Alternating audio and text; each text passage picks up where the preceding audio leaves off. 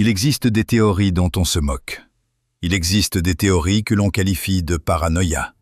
Et il existe des théories qui, un jour, se trouvent confirmées par des documents déclassifiés, et l'on découvre alors que tout s'était bien passé exactement comme le disaient les fous. Aujourd'hui, 9 théories du complot sur la technologie militaire qui se sont révélées vraies. Le golfe du Tonkin. Le 2 août 1964, le destroyer américain Maddox effectuait une mission de reconnaissance électronique au large des côtes du Nord-Vietnam. 3 vedettes lance-torpilles l'attaquèrent. Un combat s'engagea. Les vedettes furent endommagées et se retirèrent. Les navires américains ne subirent aucun dommage. 2 jours plus tard, le 4 août, une tempête se leva dans le golfe. Le radar du Maddox commença à détecter l'approche d'objets non identifiés. Les navires ouvrirent le feu. Les tirs se poursuivirent pendant plusieurs heures. Les Américains rapportèrent avoir de nouveau été attaqués par des vedettes lance-torpilles. Le lendemain, l'aviation des États-Unis mena 64 frappes contre le Nord-Vietnam. 3 jours plus tard, le Congrès adopta la résolution du Tonkin, un texte qui donnait au président Lyndon Johnson le droit de mener la guerre sans en faire la déclaration officielle. La guerre du Vietnam commençait. Dès cette époque, l'officier de marine John White, qui s'était entretenu avec des participants à la riposte du 4 août, écrivit une lettre au Congrès. Il affirmait que le président Johnson, le secrétaire à la défense McNamara et l'état-major interarmé avaient fourni au Congrès des informations mensongères. La lettre fut ignorée. La position officielle de Washington ne changea pas pendant des décennies. Il y avait eu une attaque, une réponse avait suivi. Ceux qui affirmaient le contraire étaient traités de conspirationnistes. En 2005, l'Agence nationale de sécurité déclassifia près de 200 documents sur l'incident du Tonkin. Parmi eux figurait une étude de l'historien de l'agence Robert Agnoc, rédigée dès 2001 et aussitôt classée secrète. La conclusion était sans appel. L'attaque du 4 août n'avait jamais eu lieu. Les radars avaient enregistré les vagues et le sillage des navires eux-mêmes pendant la tempête. 90% des données de renseignement qui contredisaient l'existence d'une attaque avaient été délibérément dissimulées à la direction du pays. Une guerre qui coûta la vie à près de 60 000 soldats américains et à plus d'1 million de Vietnamiens avait commencé par une attaque qui n'avait jamais existé. Le président Johnson compara plus tard la résolution du Tonkin à la chemise de nuit de grand-mère. Selon ses mots, elle couvrait tout. En mai 1945, les troupes américaines entrèrent à Peenemünde, le centre secret de fusées du Troisième Reich. Sur une table, dans l'un des bureaux, on retrouva une liste, la liste Osenberg, un fichier des savants allemands que le commandement nazi considérait comme les spécialistes les plus précieux du pays. Quelques mois plus tôt, cette liste avait été découverte par un laborantin polonais dans les toilettes de l'université de Bonn. Quelqu'un avait manifestement tenté de la détruire. Le renseignement américain reçut le document par l'intermédiaire du MI6 britannique et se mit aussitôt au travail. La mission fut formulée dans un mémorandum militaire secret avec une franchise absolue, obtenir ces hommes. Le problème, c'est que la plupart d'entre eux étaient membres du parti nazi, officiers SS, complices directs de crimes de guerre. Le président Truman avait spécifié dans son ordre « aucun nazi actif ». Le renseignement américain trouva une solution. Il falsifia simplement les biographies. Les mentions d'appartenance au parti nazi disparurent des dossiers personnels. Les informations sur le travail auprès des détenus des camps de concentration furent retirées. Les nouveaux documents étaient agrafés ensemble, d'où le nom de l'opération. Le principal trophée fut Werner von Braun, Sturmbannführer SS, concepteur de la fusée V2, construite par les mains de 30 000 prisonniers, dont plus de la moitié périrent. En septembre 1945, von Braun et 127 de ses collègues arrivèrent au Texas. Au total, plus de 1600 spécialistes allemands furent transférés aux États-Unis dans le cadre de l'opération Paperclip. En 1969, la fusée Saturne V, construite sous la direction de von Braun, mit en orbite l'équipage d'Apollo 11. Les États-Unis remportèrent la course à la Lune. L'homme qui envoya les Américains sur la Lune avait construit ses premières fusées sur les os de milliers de personnes. Et le gouvernement américain le savait dès le début. Au début des années 1980, les habitants des environs de la base aérienne de Tonopah, dans l'État du Nevada, commencèrent à remarquer d'étranges phénomènes. La nuit, des silhouettes anguleuses apparaissaient dans le ciel, ne ressemblant à aucun avion connu. Des formes triangulaires, brisées. Les témoins étaient traités d'excentriques. Officiellement, la base menait des essais d'avions d'attaque dépassés, équipés d'une nouvelle avionique. Il n'y eut aucune autre explication. Dès 1983, dans le désert du Nevada, un avion officiellement inexistant assurait des permanences de combat. Le Nighthawk d'attaque, premier avion de série construit selon la technologie de furtivité radar. L'idée venait de la physique théorique soviétique. En 1962, Piotr Ufimtsev publia un travail mathématique sur la diffusion des ondes électromagnétiques, offrant sans le savoir aux Américains la clé de la technologie furtive. Les ingénieurs de Lockheed lurent ce travail, auquel les militaires soviétiques eux-mêmes n'avaient jamais accordé d'application pratique, et l'appliquèrent concrètement. L'avion ne volait que de nuit, les pilotes vivaient sur une base classée secrète et n'avaient pas le droit de parler de leur travail, même à leurs proches les plus intimes. En 7 ans d'exploitation clandestine, plusieurs appareils furent perdus. Les accidents furent soit passés sous silence, soit expliqués autrement. Le 10 novembre 1988, le Pentagone publia son premier communiqué de presse. Une seule photographie retouchée fut montrée au public. Le grand public découvrit l'avion pour la première fois en avril 1990. À ce moment-là, le Nighthawk se préparait déjà à la guerre depuis plusieurs années.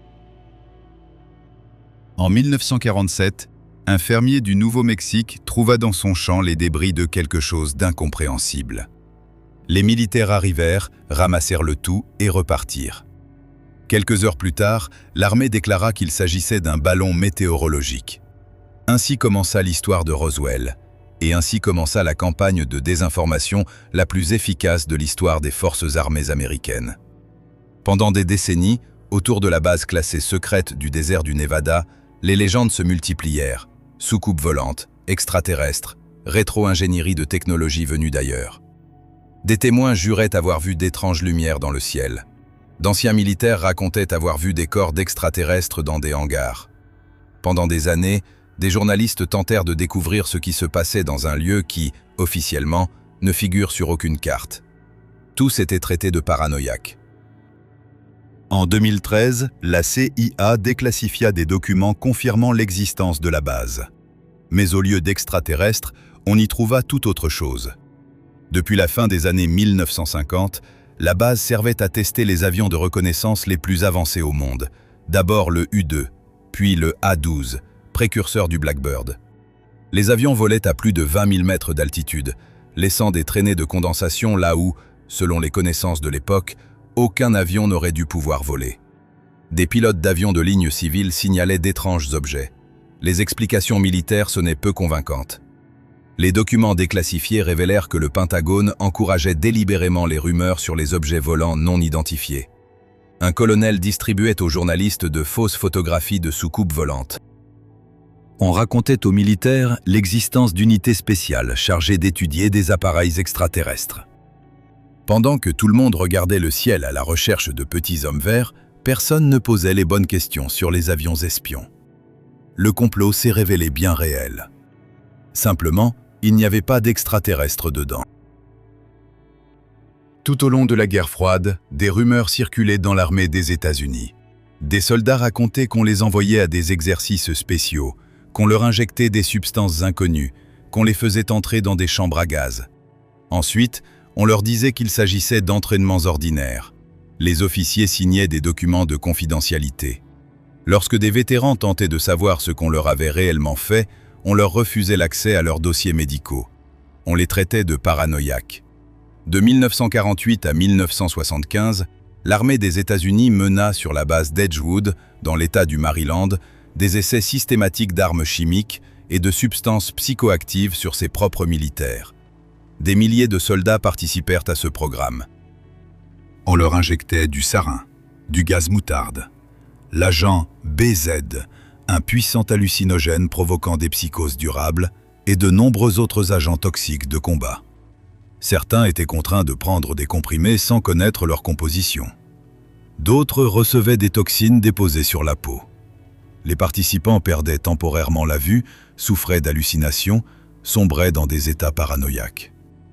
Parallèlement, dans le cadre du projet 112, des navires militaires étaient aspergés de sarin et de gaz moutarde en pleine mer à l'insu des équipages. Ce qui arriva à ces marins resta longtemps inconnu. Le ministère de la Défense classa secret les résultats. Dans les années 1950 et 1960, l'armée pulvérisa des substances chimiques au-dessus des quartiers résidentiels de Saint-Louis, de Fort Wayne, de Corpus Christi, afin d'étudier la propagation des agents de combat en milieu urbain. Les habitants n'étaient pas prévenus. Le gouvernement reconnut l'existence de ces essais au milieu des années 1990, après la déclassification des documents correspondants. Lorsque des membres du Congrès commencèrent à poser des questions, il apparut qu'une partie des documents du programme d'Edgewood avait été détruite.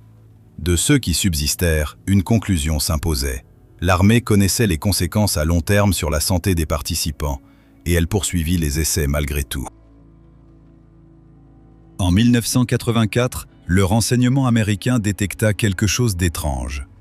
À 40 minutes d'intervalle, 2 missiles balistiques intercontinentaux furent lancés depuis le territoire soviétique. Les tirs se déroulaient selon un programme normal, aucune ogive, seulement des essais. Mais un détail alarma les analystes. Le premier missile fonctionna normalement. Le second se lança tout seul, sans commande visible depuis le sol. Ce détail fut classé secret. Il fallut près d'une décennie avant que les Américains ne comprennent ce qu'ils avaient réellement observé.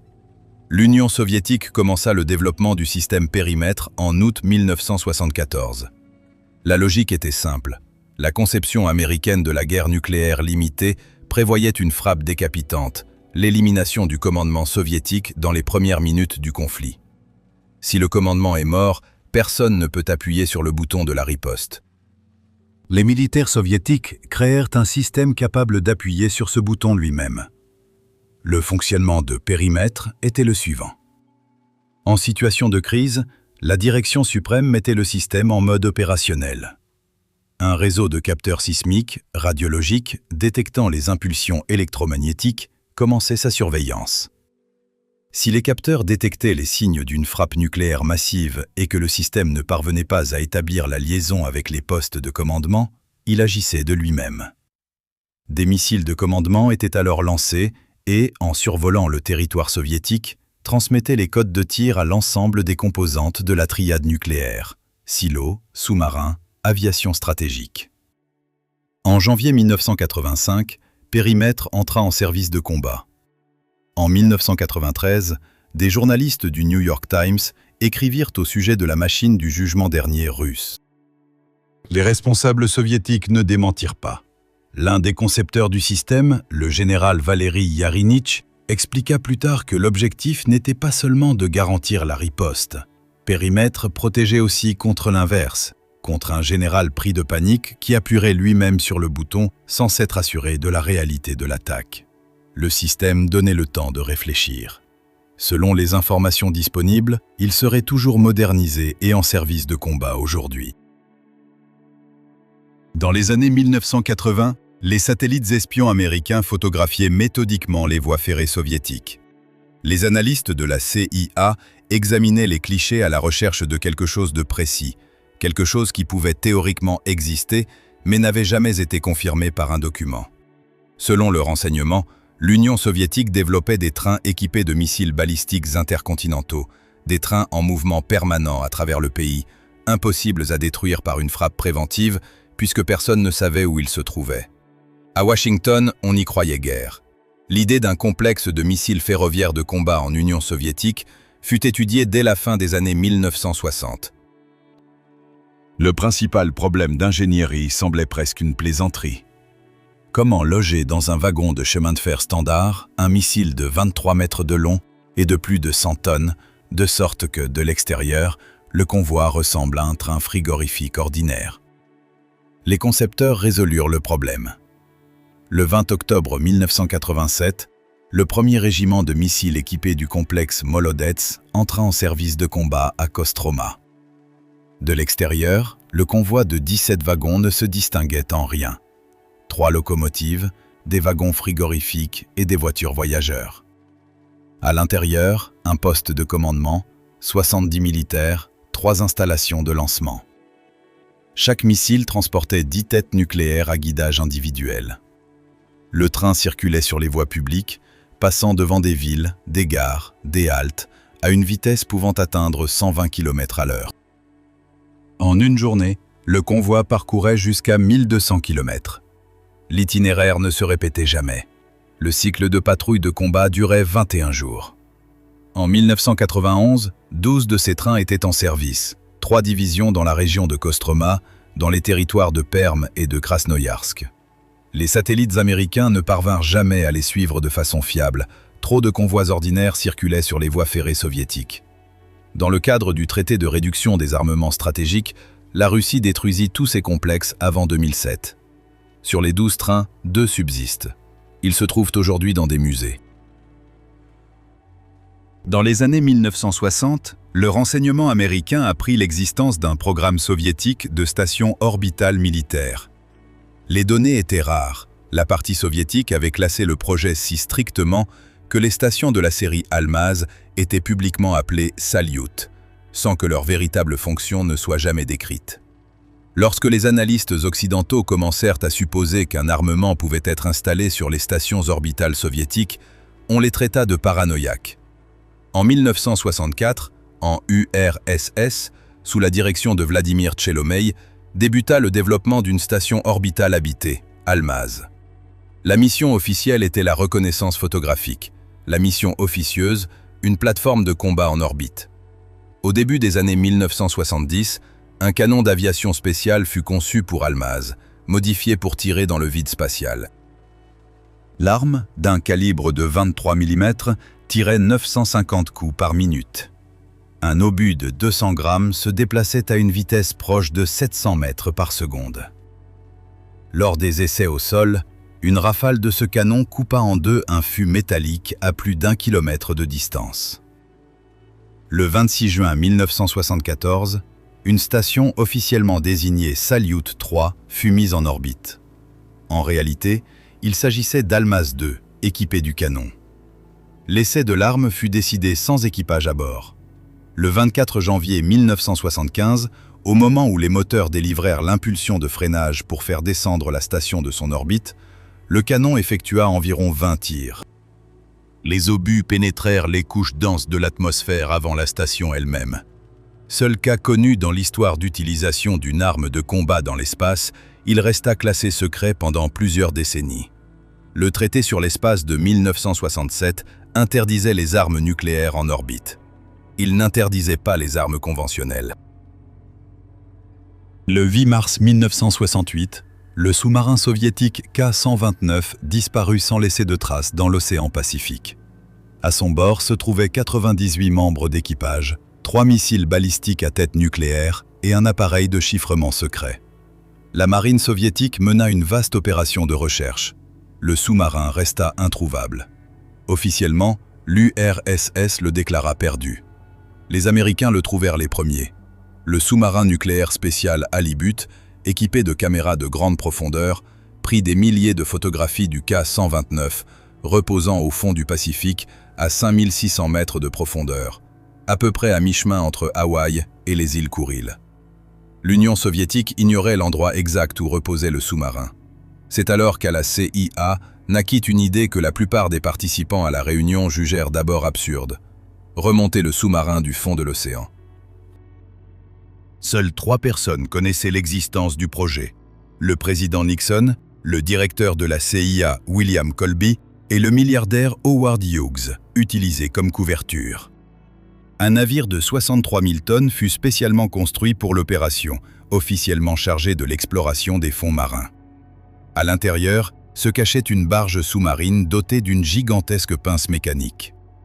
La préparation dura 6 ans et coûta 350 millions de dollars.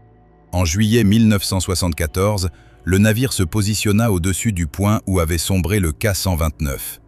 Sous les yeux des navires militaires soviétiques, qui prenaient l'opération pour un simple forage, les pinces mécaniques descendirent à 5 km de profondeur et se refermèrent sur la coque du sous-marin. La remontée dura plusieurs semaines. Alors que la partie capturée approchait de la surface, le sous-marin se brisa. La plus grande partie, avec les missiles et le compartiment de chiffrement, retomba au fond. Les Américains récupérèrent la partie avant, avec les torpilles nucléaires et les corps de 6 marins soviétiques qui furent enterrés en mer au son de l'hymne de l'Union soviétique. Ce qui put réellement être extrait de la partie remontée du sous-marin reste classé secret à ce jour.